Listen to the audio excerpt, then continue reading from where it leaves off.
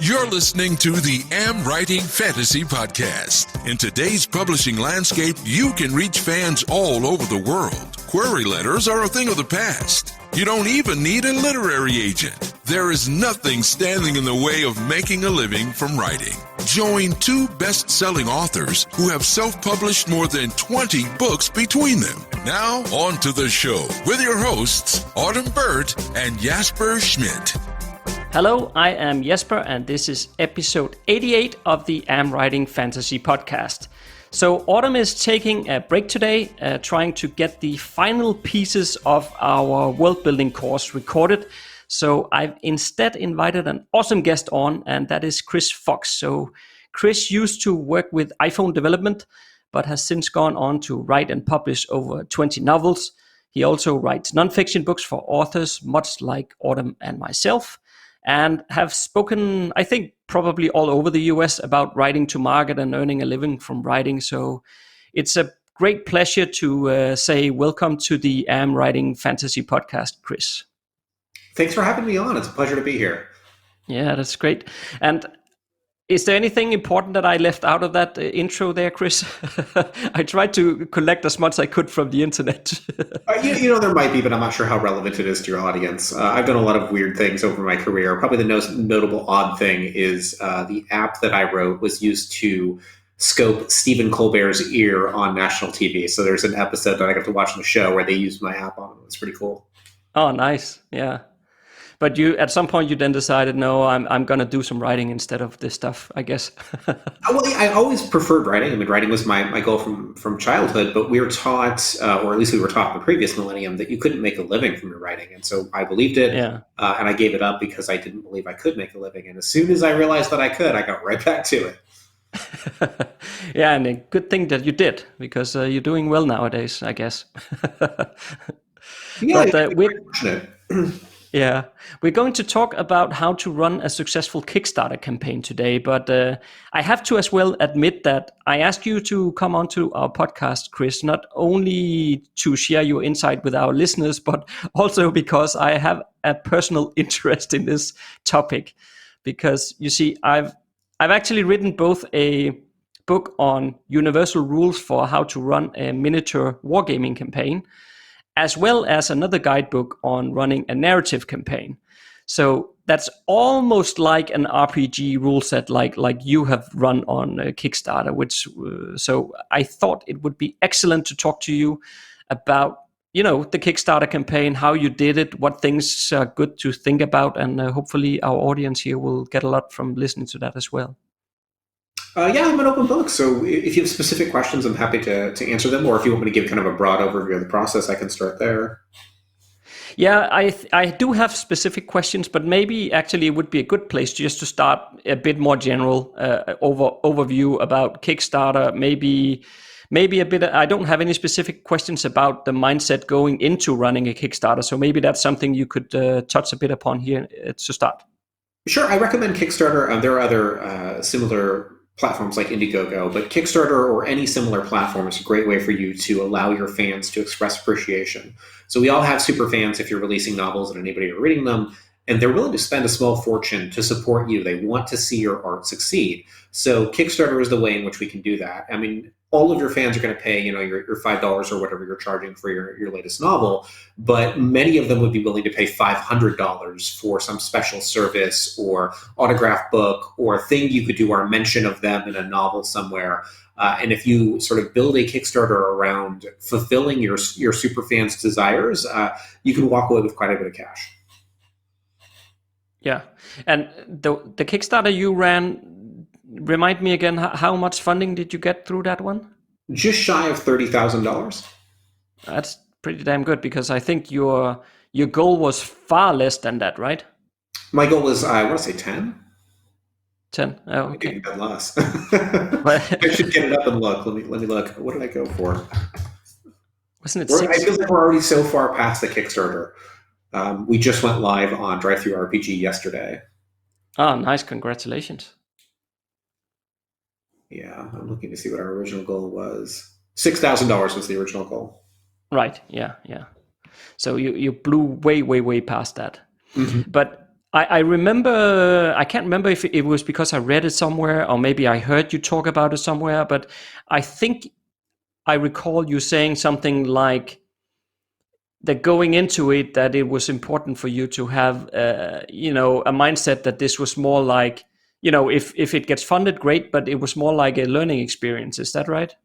Very much so. So if you are counting on Kickstarter as a means of funding an endeavor, that's really risky. And I was fortunately in a position where I didn't have to do that. I could bankroll it myself. So I was testing the market to see if they were interested in what I was producing. But if it flopped, I would have been prepared for that. That would have been a very valuable lesson about how much time and attention do I put into this project if the market's not really interested in it. Yeah. Yeah, and also I guess it can be a bit difficult to gauge from the get-go about how much engagement am I going to get here? How many people will actually be willing to say, okay, I'm going to support this project, right? Yeah, and Kickstarter is a wonderful weather vane in that way, where, if you have a big mailing list, if you're fortunate enough to have been an author for a little bit, and you want to know if they're going to buy something, and you ask them, they'll all say yes. But when they actually pony up the money and pay for it, it's a different story. So if you set up a Kickstarter, they're able to put their money where their mouth is. And one of the nice things too is if they ever back you or express any interest on one of your Kickstarters, anytime you post a new Kickstarter, they're going to see that too. So if you're a novelist and you're kickstarting your audiobooks, every time a new book comes out in the series, all of the people who backed it or were interested in backing it will hear about the next one. Yeah, and I guess as well, if your Kickstarter fails, as in it doesn't, you don't succeed in reaching your goal, I guess you can. Do you still have access to all the backers there, so you could basically start all over again if you want? You do, and in fact, what you can do is, and I want to say it was Kevin Tomlinson who mentioned this, but I could be wrong. Maybe I'm giving the wrong person credit.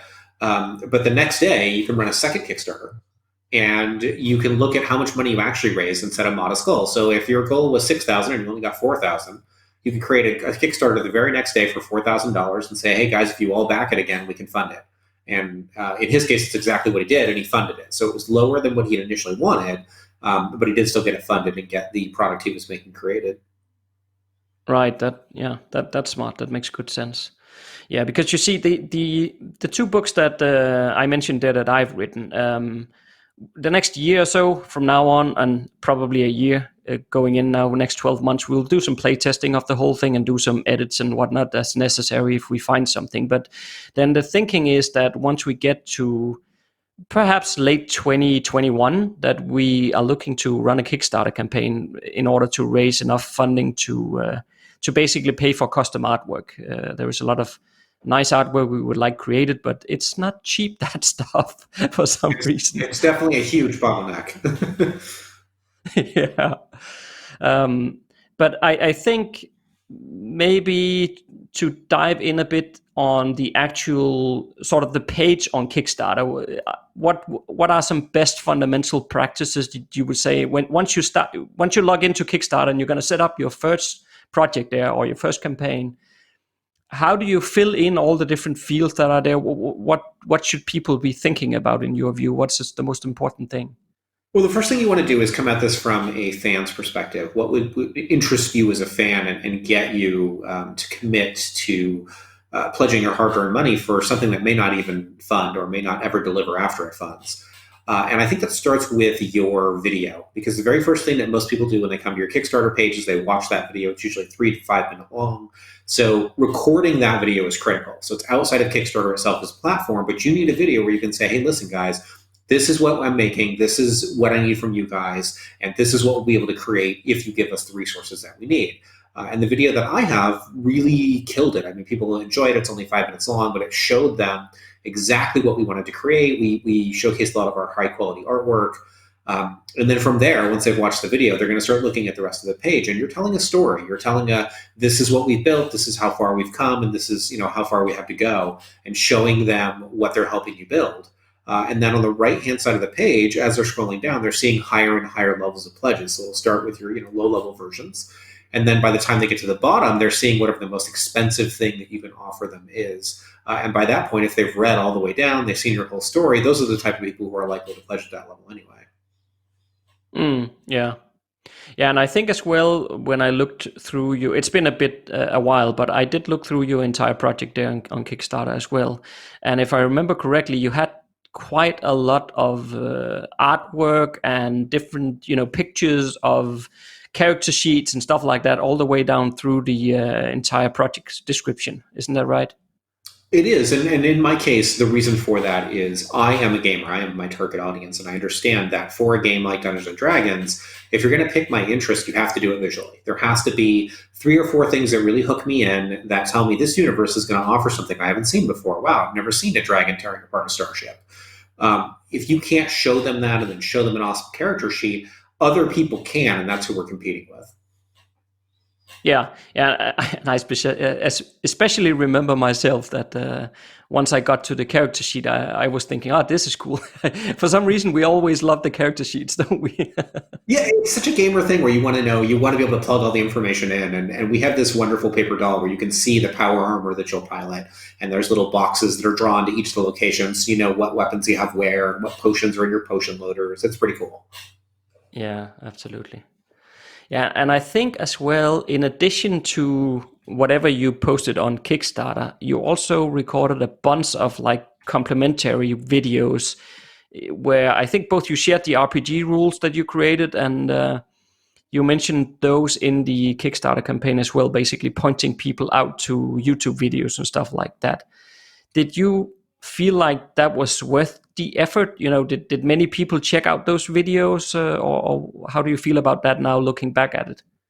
I'm still releasing videos. I have another one coming out on Friday. I took a bit of a break because I was working on production, but my goal is to have every part of the system covered. And so initially I did all the rules for character creation. So if you're not sure exactly how to make a character and you have questions, you can actually go through the videos and it'll tell you how to do everything. I've now added them for various systems so you can see how the magic system works and how combat works. And I think it helped a lot of people, but they wanted to see real gameplay examples, like live gameplay. And so now we're adding videos using the Roll20 platform, which is a way for you to game online.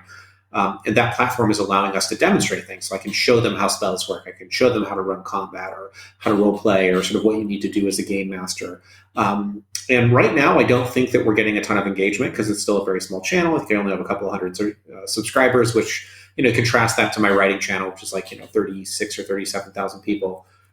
It's a very small channel for the role-playing game, but I expect over time it'll grow as we release more books. And my goal is less total amount of traffic and more, if some random person finds this in the wild today, do they have literally every resource they can think that they would need in video form to teach them how to play this game? And I just want to make sure they have a complete library. Yeah, so you think in terms of a long-term view, you think it's useful with those videos there?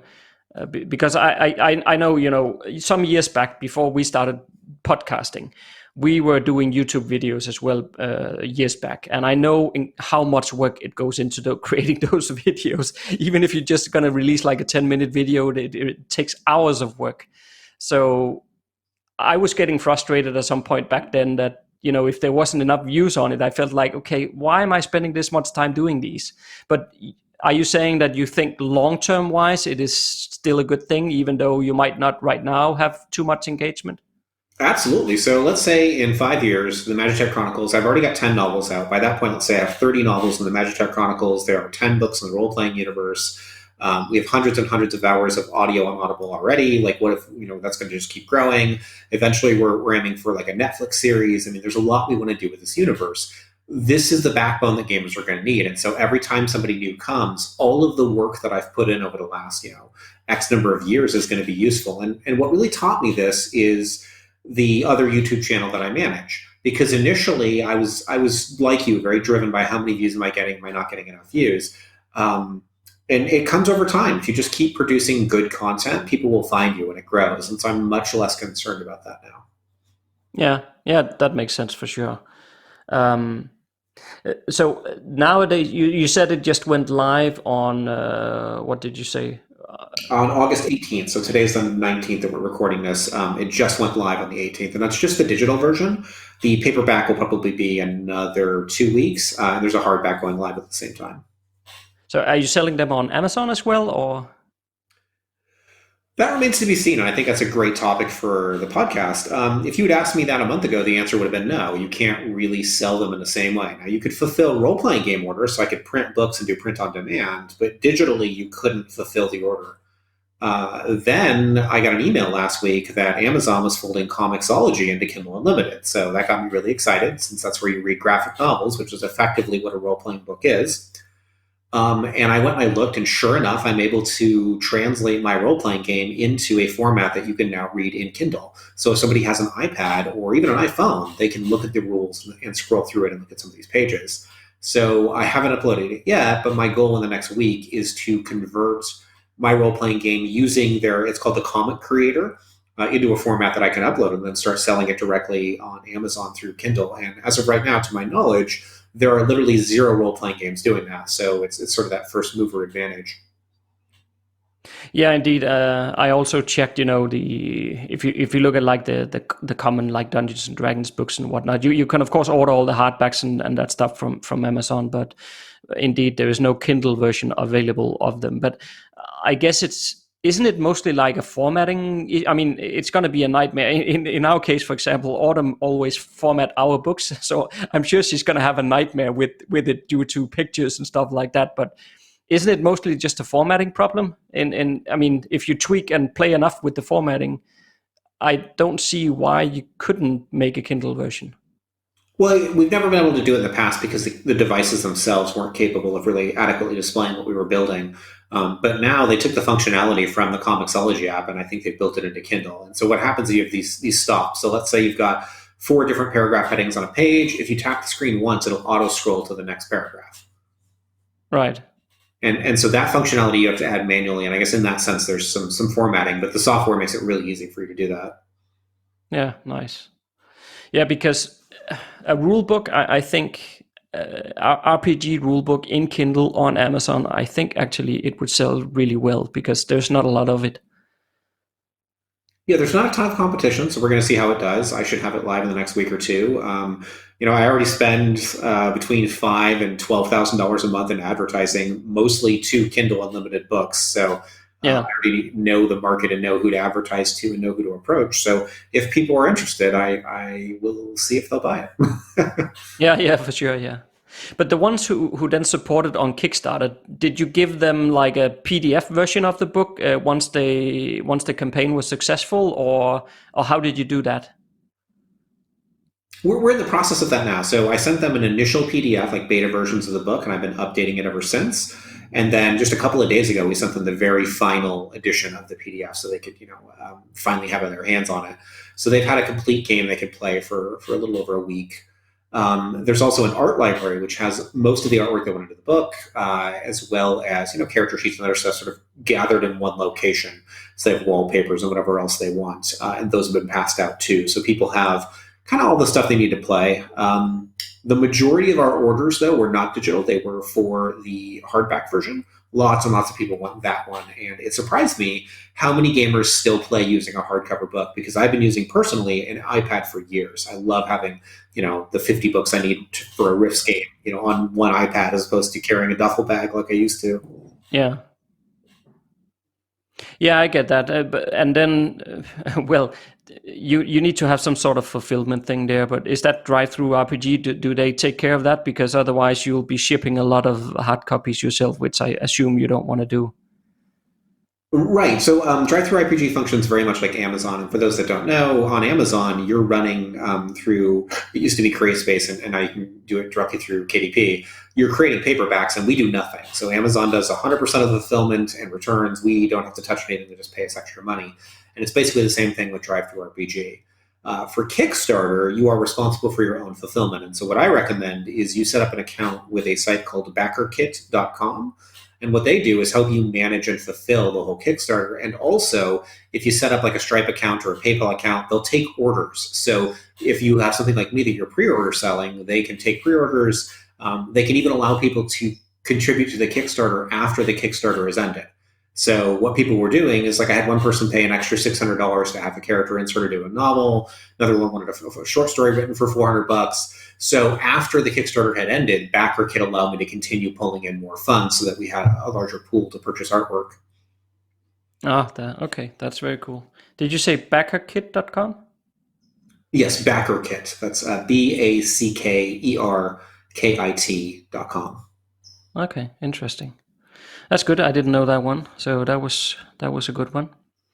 Um, I know as well that you had some stretch goals on your campaign there, and I wanted to ask you if you find the stretch goals important in terms of like enticing people to reach the next level once you have fully funded, and if you do think that, do you have any thoughts about what makes for a good stretch goal? I think they matter a lot, a lot. And I think what makes for a good stretch goal is something that every person who looks at it feels like their involvement matters. So if somebody is looking at your stretch goals and says, I don't care about that one, I don't care about that one, I don't care about that one, that's not a good sign. You want every one of the stretch goals to be something like, oh, I'd really like to have that. So in the case of an RPG, if you can say, we're going to add 2 more classes. There are classes that wouldn't be in the book otherwise, but you're going to unlock X class and Y class that are going to be in the book if you hit this level. Every player of the game wants that extra content. So when you are crafting your rewards, just make sure that they're relevant to all backers. I think you also want to make sure Yeah, that they and I are guess achievable in the sense that. Go ahead. no, just continue. I'll ask afterwards. Okay, I was going to say, I think they need to be achievable. So you want to make sure that when you are doing these rewards, that the things that you're agreeing to create for your fans aren't going to cost you a bunch of extra money. I've seen this on a few Kickstarters where, if we hit this goal, I'm going to make this thing that costs more than the extra stretch goal. So you want to be careful. I have crafted all of my rewards in such a way that it's not going to cost us a lot of extra money to add it.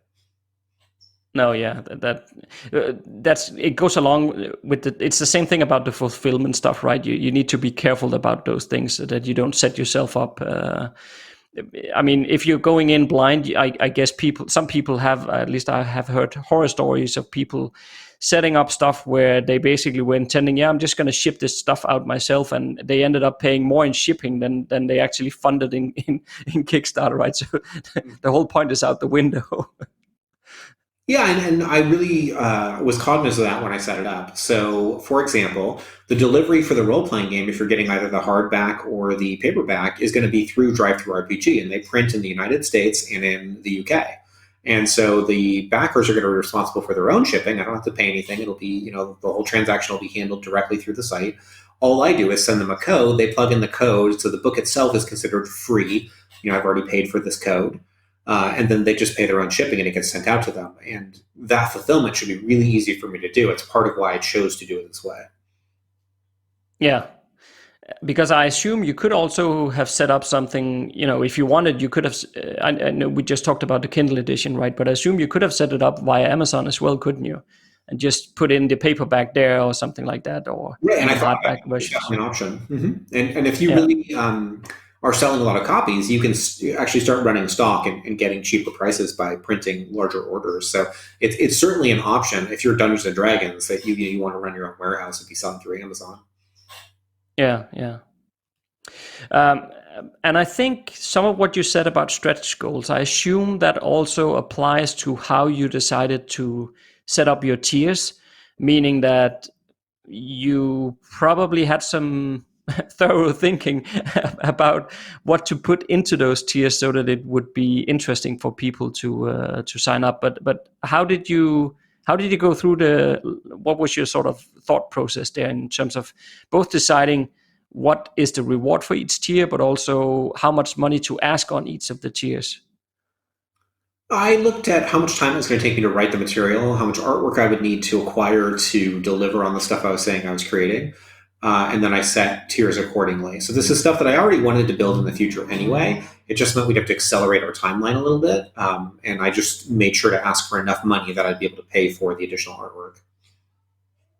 Right. Did you also think about, making sure that these tiers are something that gets progressively more and more interesting as you move down, or was it more just purely like you say, about how much time am I going to spend on creating each one, and then the time consuming ones are just more expensive? Because I'm just thinking if there was a way to entice people to sign up for maybe the slightly higher tier rather than just the lowest ones. Right. And I think that I could have done a better job. So that'd be the first thing I would say. This being my first Kickstarter, I had a general idea of what I was trying to do. But now that I've run it, I would give a better and a little bit different stretch goal reward structure. And I would have a lot more purchasable rewards in the Kickstarter that offer different things. So, as an example, I would offer autographed copies of various novels. They have nothing at all to do with the role playing game, but these are people that like the universe.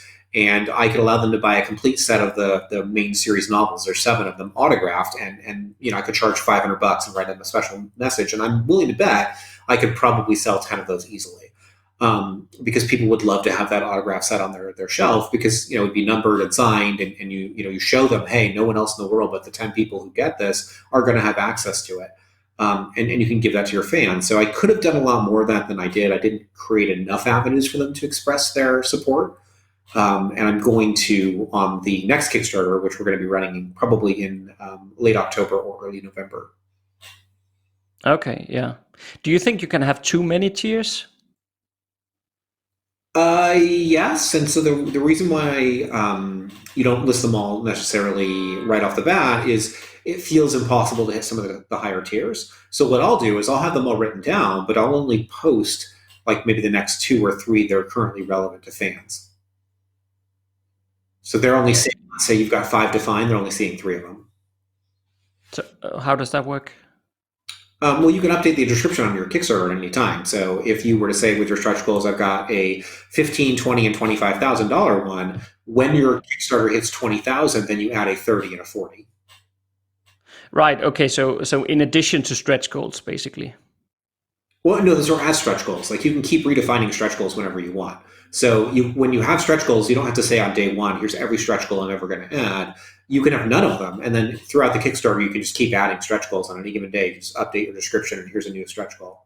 So what I'll do is only list the ones that are easily achievable. We're about to hit them and that it looks like we can do. And then the ones that would be really expensive. So like, I'm not going to put a $40,000 stretch goal when we only have $5,000 in backing. No, that makes sense. Yeah.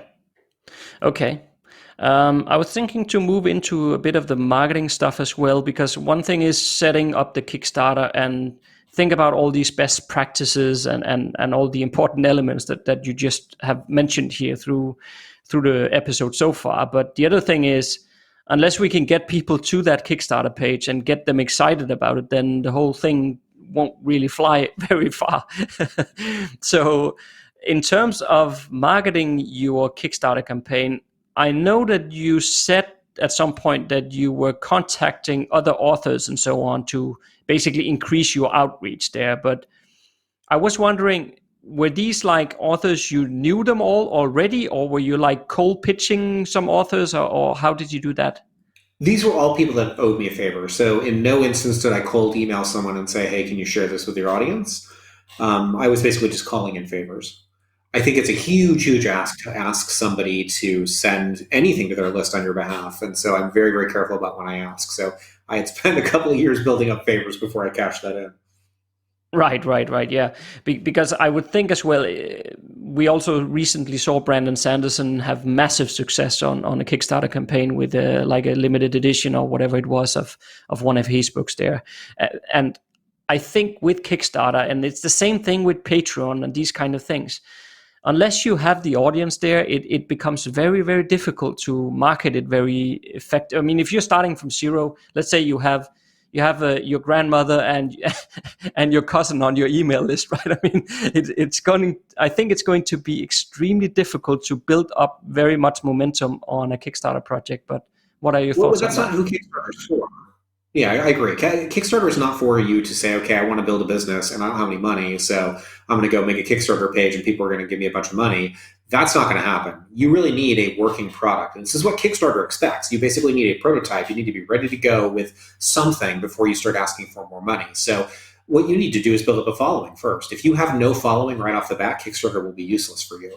You need to come in with, I've got an email list and I've been working with fans and they know what I'm building and maybe I have support from other areas. So it's sort of the culmination of that. And to that end, I would spend more time as a new creator working on the stuff I'm creating and on networking with other creators than I would worrying about crowdfunding. Right. Yeah. Yeah, and I think that makes sense because it's the same thing with Patreon and so forth. Just because you release some YouTube videos, nobody's gonna sign up for Patreon and offer support unless you build you build that long term like trust and like factor there, that they enjoy the content that you're putting out, and they know that as well, of course, that they can trust the fact that you will complete whatever you say, that they can be backing on Kickstarter, and they will get their stuff in hand as well at some later date, right? Yeah, that's the big fear, I think, for a lot of them is are you actually going to ever finish this and deliver? Because if you walk away, they don't really have a lot of recourse. By the time they figure out that they got burned, usually it's too late for them to refund, or they don't really want to bother with it. So they count most people I know as lost money if they back something that isn't fun. So it's kind of a roll of the dice, and a lot of the Kickstarters that we back don't go anywhere. So it is, I do have to say, really, really nice to know that I'm living up to what I said I would do. We have a complete game. We're delivering exactly what we promised we would give fans. And I think if you can't do that, you're never going to be able to run another successful Kickstarter, because, the whole fool me once thing.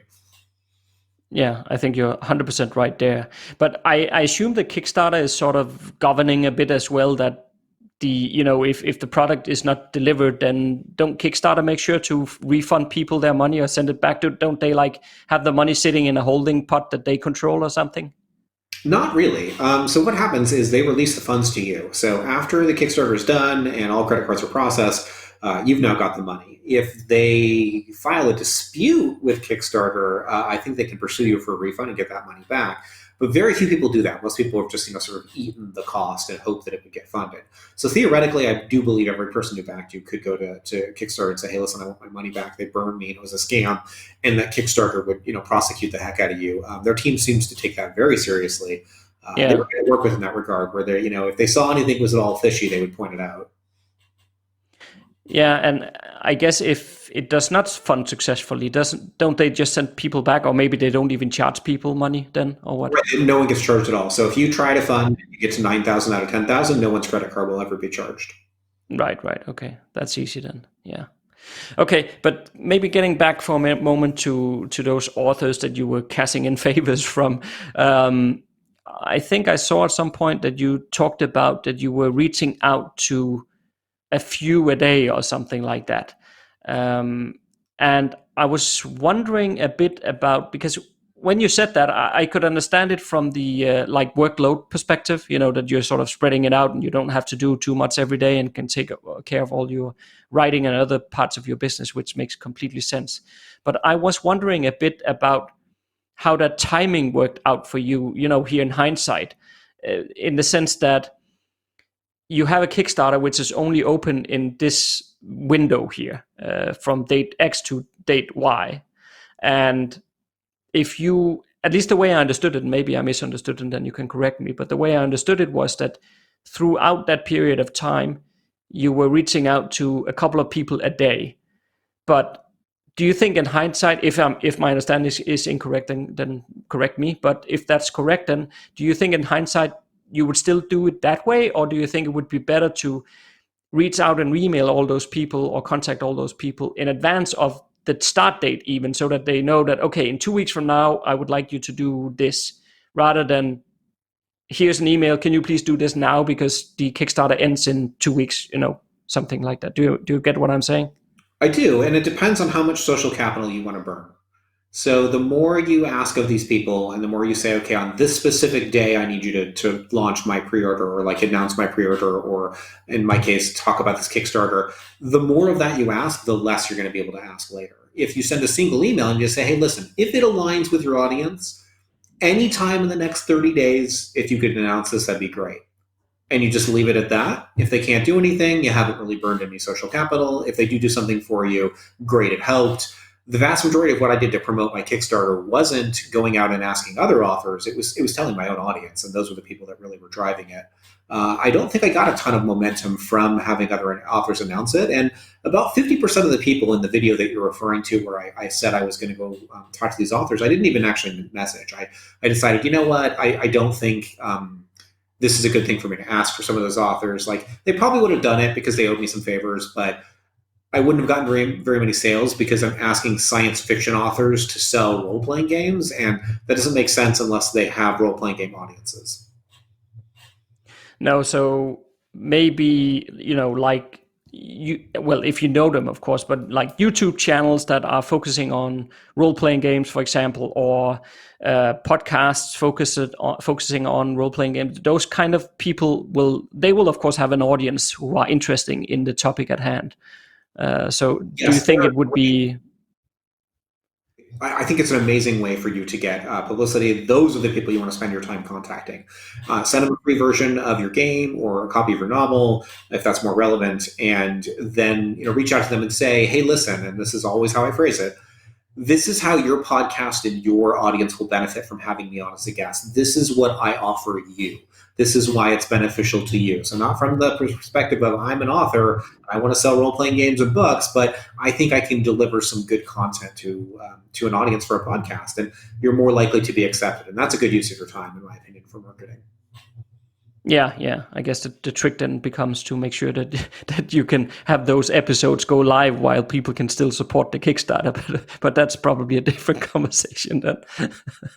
That is an issue. That is an issue. Oftentimes, though, you can get people to share that stuff fairly far in advance. One of the things that I did as a mistake is I didn't set up a pre-order for the Kickstarter. So for those that don't know, what I learned afterwards is you can set up a Kickstarter before it's set to go live. So if I don't intend it to go live until November 1st, I can build it today and I can put it up there and people can see it so that my followers know it's going to start way, way before I actually start it. And I would have done that. If you do that and you start going on some podcasts, then if it takes them a while to get the episode out, it's still before the end of the Kickstarter. So I think lead time matters a lot, and I could have done a better job with that. Yeah, indeed. And I think you mentioned as well, Chris, that you were doing some kind of paid advertising as well. Well, what did you do there? Not a ton, but I did do a little bit. So what I did, and I'm actually doing some more right now, is I thought about areas where I, as a gamer, would want to see this. Like if you were building a role-playing game, where would I care to see it, where I wouldn't consider it to be spam? And for me, that was Facebook, Reddit, and really Amazon are the only three locations I could think of where if I was scrolling through my feed and I saw this cool role-playing game and it was sponsored, I'd probably still buy it. So I ran $40 a day in ads to Reddit and maybe slightly higher to Facebook and tried to drive some signups for the Quick Start Guide and then also now selling the book.